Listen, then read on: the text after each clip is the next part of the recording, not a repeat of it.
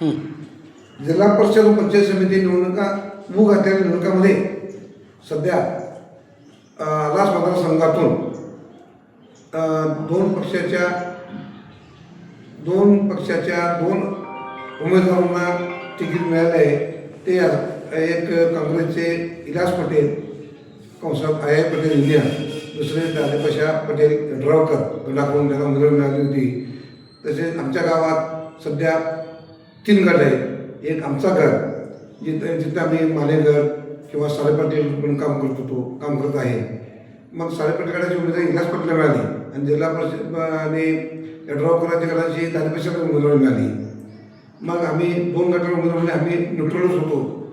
मग आम्ही 8 दिवस विचार करून आम्ही विचार केला की जर आम्ही न्यूट्रल राहिलो आणि तसंच थांबलो तर आमचा गट म्हणजे विस्कळून जाईल. आम्ही निर्णय घेतला की पुढील येणाऱ्या ग्रामपंचायतीमध्ये जो गट आम्हाला प्रामाणिकपणे साथ देईल त्या गटाला आम्ही प्रामाणिकपणे त्या गटाचं काम करायचा. म्हणजे सगळ्यांनी मिळून आम्ही ठरवलो. सगळ्या कार्यकर्त्यांनी मिटिंग घेतली आणि दोघांना ते ऑफर दिली.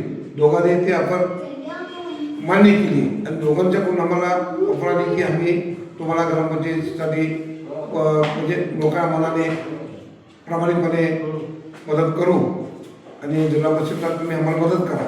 मग दोन्हीमध्ये पण आम्ही जरा दोघांची तुलना केली. ग्रामपंचायतीमध्ये आम्ही 2 गट एकत्र होतो आणि सहजासहज आम्ही ग्रामपंचायत जिंकू शकतो. आणि जिंकलं तरी गावाच्या विकासासाठी आम्हाला पुढील आम्ही विचार केला की गावाच्या विकासासाठी कुठला म्हणजे पक्ष निवडायचा.